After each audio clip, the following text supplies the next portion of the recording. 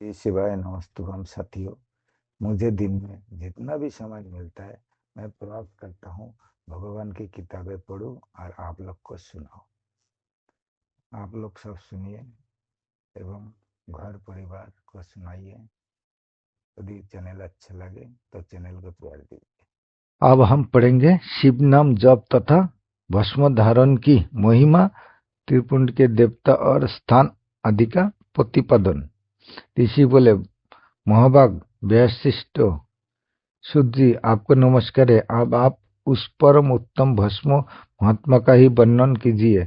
भस्म महत्व, रुद्राक्ष महत्व तथा उत्तम नाम महत्व, इन तीनों का परम प्रसन्नता पूर्वक प्रतिपादन कीजिए और हमारे हृदय को आनंद कीजिए। शुद्ध जी कहते हैं, महर्षियों, आपने बहुत उत्तम बात पूछी है। वह समस्त लोगों के लिए हितकारक विषय है। जो लोग भगवान शिव की उपासना करते हैं वे धन्य है, कृतार्थ है, उनका देह धारण सफल है तथा उनके समस्त कुल का उद्धार हो गया।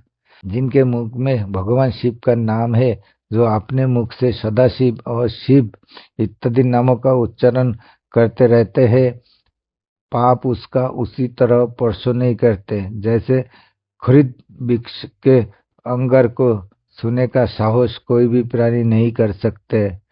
हे श्री शिव, आपको नमस्कार है। श्री शिवाय नमस्तुभ्यम। श्री शिवाय नमस्तुभ्यम इसका अर्थ है, हे शिव, आपको नमस्कार है। इसका और एक भी अर्थ होता है, माँ पार्वती और शिव को नमस्कार। ऐसी बात जब मुंह से निकलती है तब वह मुख समस्त पापों का विनाश करने वाला पावन तीर्थ बन जाते हैं। जो मनुष्य प्रसन्नता पूर्वक उस मुख का दर्शन करता है उसे निश्चय ही तीर्थ सेवन की जनित फल प्राप्त होते हैं। ब्राह्मण और शिव का नाम, विभूति, भस्म तथा रुद्राक्ष, ये तीनों त्रिवेणी के समान परम पुण्यमय माने गए हैं। जहाँ ये तीनों शुभतर वस्तुएं सर्वदा रहती है, उसके दर्शन मात्र से मनुष्य त्रिवेणी स्नान का फल पा लेते हैं। भगवान शिव का नाम गंगा है, विभूति जमुना मानी गई है तथा रुद्राक्ष को सरस्वती कहा गया। इन तीनों के संयुक्त त्रिवेणी समस्त पापों का नाश करने वाले हैं। श्रेष्ठ ब्राह्मण ने इन तीनों की महिमा को सदिलक्षण भगवान महेश्वर के बिना दूसरा कौन भली भांति जानता है। इस ब्रह्मांड में जो कुछ है सब तो केवल महेश्वर ही जानते हैं। विप्रगण, मैं आपकी श्रद्धा भक्ति के अनुसार संक्षेपे भगवानत्म की महिमा कुछ वर्णन करता हूँ, तुम सब लोग प्रेम पूर्वक सुनो। वह नाम महात्मा समस्त पापों का हाल लेने वाला सर्वोत्तम साधन है। शिव इस नाम रूपी दावानल से महान पतक रूपी पर्वत अनायास ही भस्म हो जाता है। वह सत्य है, इसमें संशय नहीं है। सुनक, पाप मूलक जो नाना प्रकार के दुख है, ये वे एकमात्र शिव नाम, भवन नाम से ही नष्ट होने वाले हैं। दूसरे साधनों से संपूर्ण यत्न करने पर भी पुण्यता नष्ट नहीं होते हैं। जो मनुष्य इस भूतल पर सदा भगवान शिव के नामों के जप में ही लगा हुआ है, वह वेदों का ज्ञाता है, वह पुण्यात्मा है, वह धन्यवादों का पात्र है तथा वह विद्वान माना गया है। मुने, जिनका शिव नाम जप में विश्वास है, उनके द्वारा आचरित नाना प्रकार के धर्म तत्काल फल देने के लिए उत्सुक हो जाते हैं। महर्षि, भगवान शिव के नाम से जितने पाप नष्ट होते हैं उतने पाप मनुष्य इस भूतल पर कर नहीं सकते। जो शिव नाम रूपी नौका पर अड़ूर हो संसार रूपी समुद्र को पार करते हैं, उनके जन्मों मरण रूप संसार के मूलभूत वे सारे पाप निश्चय नष्ट हो जाते हैं। महामुने, संसार के मूलभूत पातक रूपी पादों पादपों का शिव नाम रूपी कुठार से निश्चय ही नाश हो जाता है। जो पाप रूपी दबनल से पीड़ित है उसे शिव नाम रूपी अमृत का पान करना चाहिए। पापों के दबनल से दग्ध होने वाले लोगों को उस शिव नामामृत बिना शांति नहीं मिल सकती। जो शिव नाम रूपी सुधा की वृष्टि जनित धारा में गोते लगा रहे हैं, वे संसार रूपी दबनल से बीच में खड़े होने पर भी कदापि शोक के भागी नहीं होते। जिन महत्ताओं को मन में शिव नाम के प्रति बड़ी भारी भक्ति है, ऐसे लोगों की सहसा और सर्वदा मुक्ति होती है। मुनिवर, जिसने अनेक जन्म तक तपस्या की है उसी की शिव नाम के प्रति भक्ति होती है, जो समस्त पापों का नाश करने वाले हैं। जिनके मन में भगवान शिव के नाम के प्रति कभी खंडित न होने वाली असाधारण भक्ति प्रकट हुई है, उसी के लिए मोक्ष सुलभ है। वह मेरा मत है। जो अनेक पाप करके भी भगवान शिव के नाम जप में आदर पूर्वक लग गया है, वह समस्त पापों से मुक्त हो ही जाता है, इसमें संशय नहीं है। जैसे वन में दावानल से दग्ध हुए वृक्ष भस्म हो जाते हैं, उसी प्रकार शिव नाम रूपी दावानल से दग्ध होकर उस समय तक के सारे पाप भस्म हो जाते हैं। सनक, जिसके अंग नित्य भस्म लगाने से पवित्र हो गए हैं तथा जो शिव नाम जप का आदर करने लगा है, वह घोर संसार सागर को भी पार कर ही लेते हैं।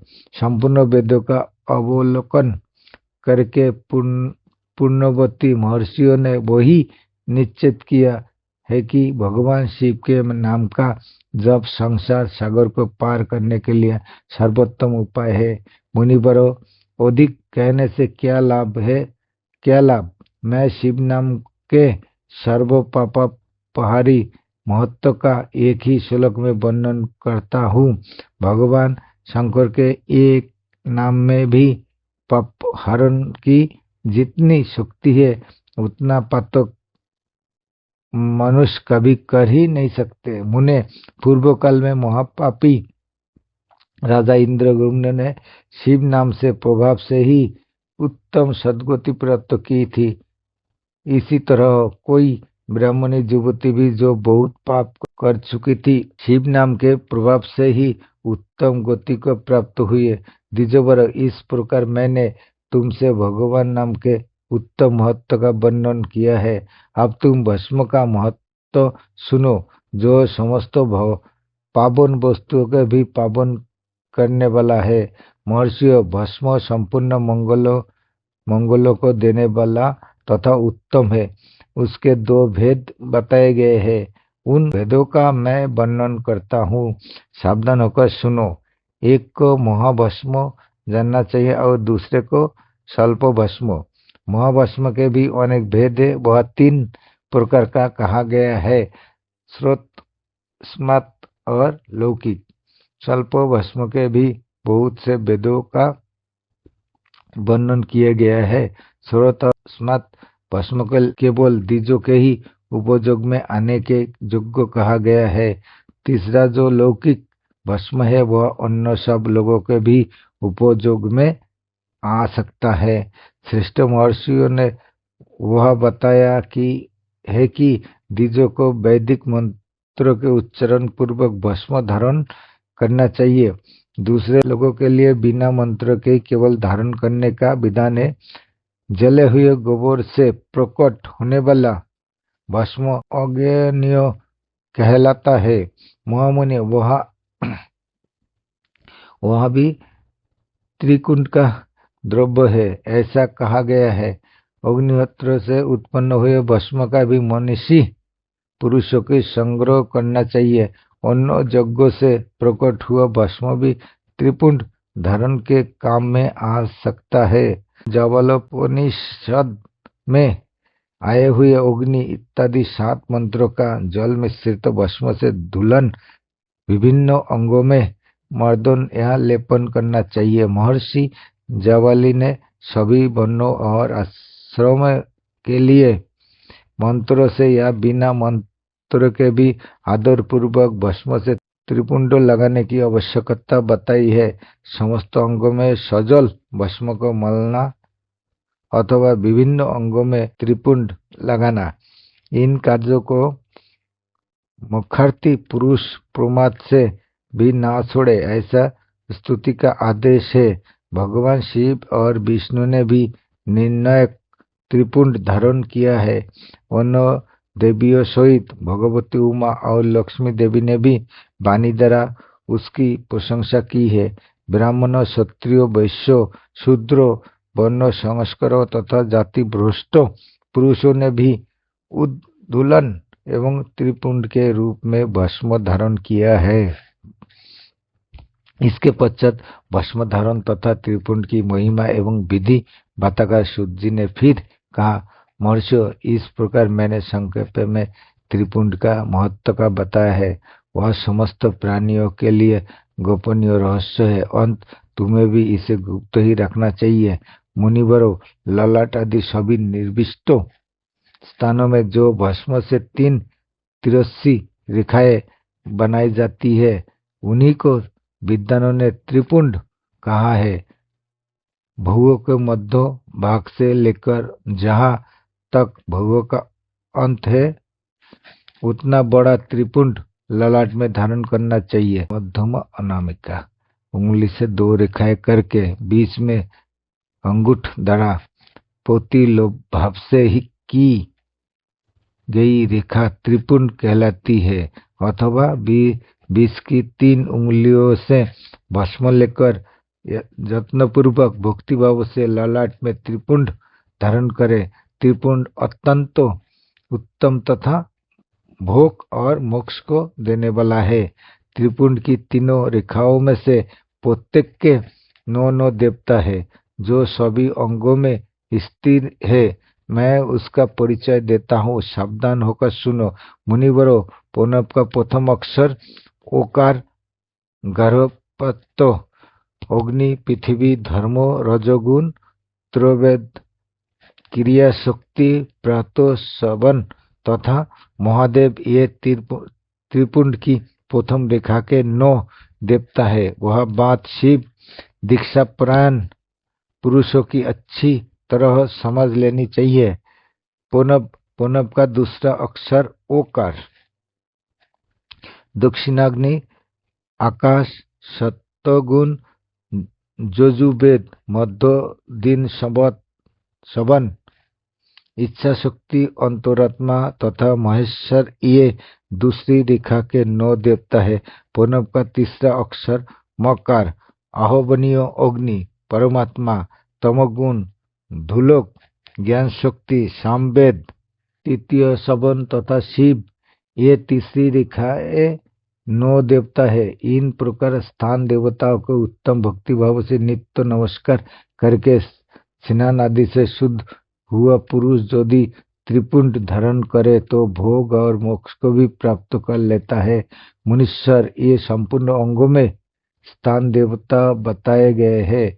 आप उनके संबंधी स्थान बताता हूँ, भक्तिपूर्वक सुनो। 32 श्लोह 8 अथवा 5 स्थानों में त्रिपुंड का न्यास करे। मस्तक, ललाट, दोनों कान, दोनों नेत्र, दोनों नासिका, मुख, कंठ, दोनों हाथों, दोनों कोहनी, दोनों कलाई, हृदय, दोनों पार्श्व भाग, नाभि, दोनों अंडकोश, दोनों उरु, दोनों कुल्प, दोनों घुटने, दोनों पिंडली और दोनों पैर, ये 32 उत्तम स्थान है। इनमें क्रमशः अग्नि, जल, पृथ्वी, वायु, 10 दिप्रदेश, 10 दिक्पाल तथा 8 वसुओं का निवास है। धर, ध्रुव, सोम, आप, अनिल, अनल, पौष और प्रभास, ये 8 वस्तु कहे गए हैं। इन सब का नाम मात्र लेकर इनके स्थानों में विद्वान पुरुष त्रिपुंड धारण करे अथवा एकाक वस्तु हो 16 स्थान में ही त्रिपुंड धारण करे। मस्तक, ललाट, कंठों, दोनों कंधे, दोनों भुजाओं, दोनों कोनों तथा दोनों कलाइयों में, हृदय में, नाभि में, दोनों पसलियों में तथा पृष्ठभाग में त्रिपुंड लगाकर वह दोनों अश्विनी कुमारों का शिव शक्ति, रुद्र इस तथा नारद का और वामा आदि 9 शक्तियों का पूजन करे। ये सब मिलकर 16 देवता है। अश्विनी कुमार 2 कहे गए हैं, नसत्तो और दस्तो अथवा मस्तक, केश, दोनों कान, मुख, दोनों भुजा, हृदय, नाभि, दोनों उरु, दोनों जानू, दोनों पैर और पृष्ठभाग। इन 16 स्थानों में 16 त्रिपुंड का न्यास करे। मस्तक में शिव, केश में चंद्रमा, दोनों कानों में रुद्र और ब्रह्मा, मुख में विघ्नराज गणेश, दोनों भुजाओं में विष्णु और लक्ष्मी, हृदय में शंभु, नाभि में प्रजापति, दोनों उरुओं में नाग और नागकन्याएं, दोनों घुटने में ऋषिकन्या, दोनों पैरों में समुद्र तथा विशाल पृष्ठभाग में संपूर्ण तीर्थों देवता रूप से विराजमान है। इस प्रकार 16 स्थानों का परिचय दिया गया। अब 8 स्थान बताए जाते हैं। गुहा स्थान, ललाट, परम उत्तम, कर्ण जुगल, दोनों कंधे, हृदय और नाभि, ये 8 स्थान है। इसमें ब्रह्मा तथा सप्तर्षि ये 8 देवता बताए गए हैं। मुनीश्वरों, भस्म के स्थान को जानने वाले विद्वानों ने इस तरह 8 स्थानों का परिचय दिया है। अथवा मस्तक, दोनों भुजाएं, हृदय और नाभि, इन 5 स्थानों को भस्मवेत्ता पुरुषों ने भस्म धारण के योग्य बताया है। यथासंभव देश काल आदि की अपेक्षा रखते हुए उद्दललन भस्मों को अभिमंत्रित करना और जल में मिलाना आदि कार्य करे। यदि उद्दलन में भी असमर्थ हो तो त्रिपुंड आदि लगाए। 3 नेत्रधारी, तीनों गुणों के आधार तथा तीनों देवताओं के जनक भगवान शिव का शरण करते हुए नमः शिवाय कहकर लालाट में त्रिपुंड लगाए। इंसाभा नमः ऐसा कहकर दोनों पार्श्वभाग में त्रिपुंड धारण करे। बीजाभा नमः वहां बोलकर दोनों कलाइयों में भस्म लगावे। पितभा नमः कहकर नीचे के अंग में, उमेशाभा नमः कहकर ऊपर के अंग में तथा भीमाय नमः कहकर पीठ में और सिर के पीछे भाग में त्रिपुंड लगाना चाहिए।